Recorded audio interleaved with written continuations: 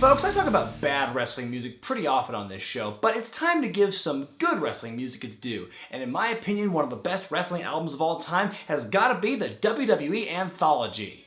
Released back in 2002, the Anthology was a 3-disc set that covered the biggest entrance themes from the 1980s to the most recent era. Boasting nearly 90 tracks in all, the album peaked at number 13 on the US Billboard 200 and went platinum within 10 days of its release. But for as good a compilation as this is, it's not without faults. The things I'm talking about today aren't grievous problems, but there's some nagging nitpicks that have bothered me ever since the album came out. So here are my top 8 biggest problems with the WWE Anthology.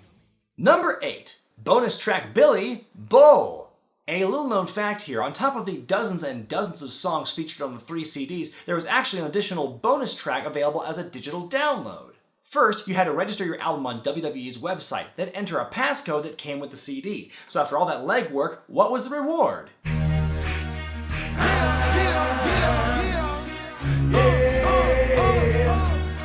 Okay, fine song and all, but why just one song? Why not have one song for each of the 3 eras represented? Or here's a crazy idea, since disc 3 was so anemic to begin with, why not just put the song on the damn CD? Number 7. Who the hell is this guy? For the life of me, I've never been able to figure out who this shadowy figure is on the album cover. Is it Shawn Michaels? Triple H? Who's ever posed like that on the ramp with all that pyro going off behind them? These are the kind of small details I think about when I'm in the shower. Number 6. Together.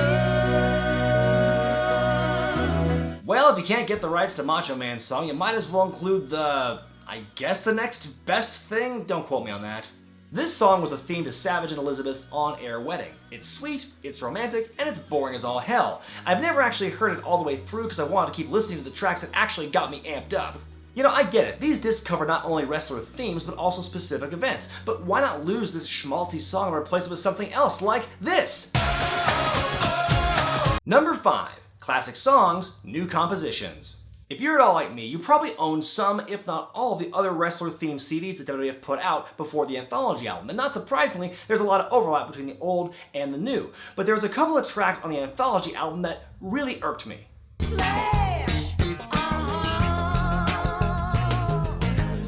No, that's not how it's supposed to sound. It sounds like this.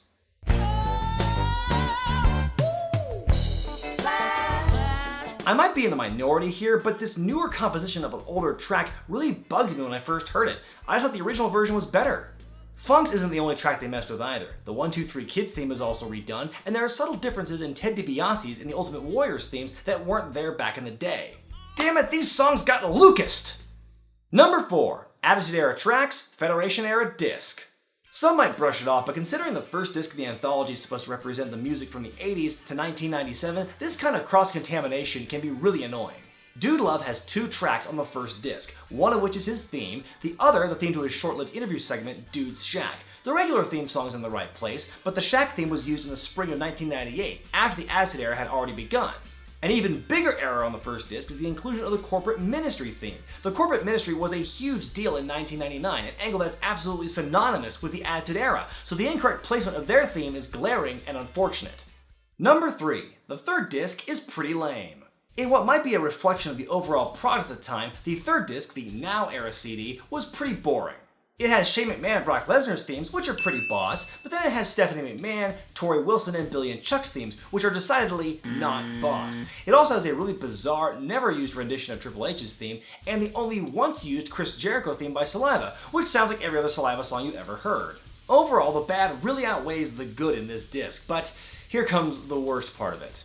Number 2. The Undertaker's theme shows up twice on one disc. Having multiple tracks with the same wrestler on one disc wouldn't be a bad thing in theory, as long as those 2 songs weren't the exact same. The Now disc contains 2 tracks for The Undertaker. See if you can find the subtle differences. You've